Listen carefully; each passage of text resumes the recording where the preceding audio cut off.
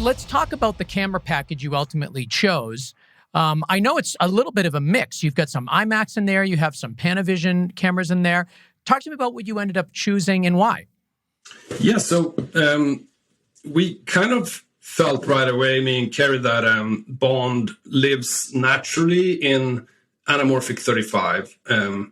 That is sort of what we felt is part of the soul of the Bond movies.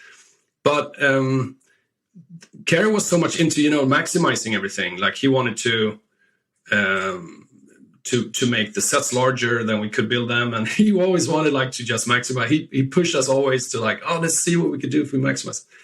So part of that philosophy then included trying to see if we could actually shoot some sequences in IMAX to really be you have the 240 in the movie theater, but in some sequences it could be nice, like you're watching it in an IMAX theater, then you would the image would just drop below your audience in front of you, and you're even more engulfed in the scenes. So we took that as we got an opportunity to do it, and we felt like that could be really important for the whole opening sequence to do that. So that's one of those things that felt like we could maximize the experience for the audience, really.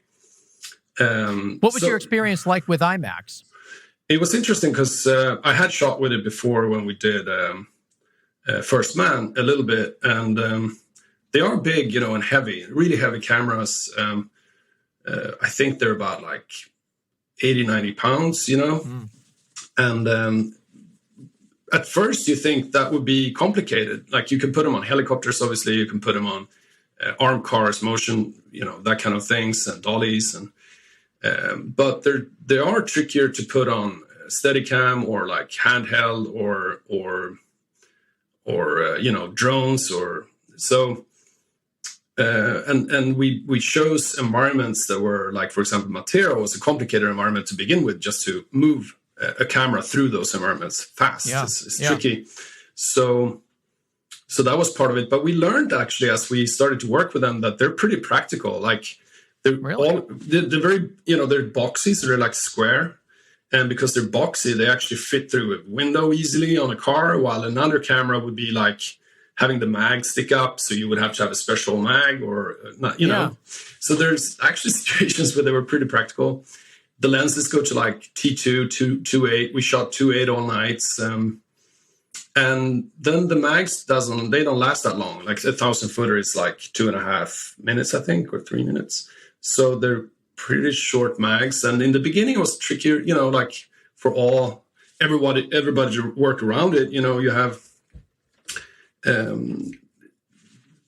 everyone is not familiar with it to begin with. So, but pretty quickly we took them. We started to take them underwater, and we took them on handheld. We worked much more handheld with them. So I really liked it. It's interesting to hear you say that they're practical because, I have no experience with them. We've talked a little bit about them on the show with other DPs, but the consensus seems to be that it's a little bit more challenging than expected. And it's interesting to see that you sort of had the reverse. Maybe you went into it with a different expectation. We had them for a while too to prep properly, and I think we thought at first how fast can we reload them, and there was we had people with us that could reload them pretty quickly, so we took that as a challenge on the camera crew as well to learn to do that fast, and I think we definitely didn't use them handled in the beginning, but because we got more comfortable with them, we started to. So towards the end, the last things we're shooting is Cuba sequence and we shot so much handheld there. We had planned shooting that on dollies with remote heads. And how come it changed? We wanted it to be more handheldy feel to it. And so we had learned that we could do it. So we just did it. How are you rigging these IMAXs handheld?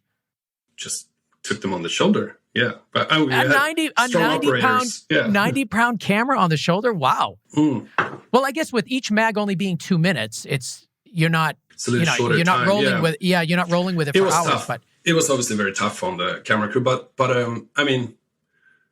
it did work, actually. It wasn't that hard. I mean, it was hard. It was hard for them, but yeah, you weren't the one holding that camera.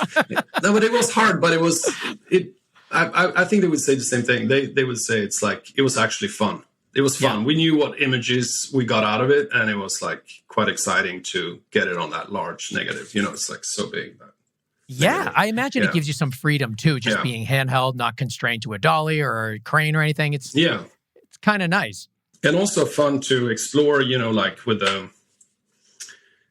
the stunt team and a special effects team, to get on a film like this, you get the resources to do proper testing beforehand. So we did a lot of that.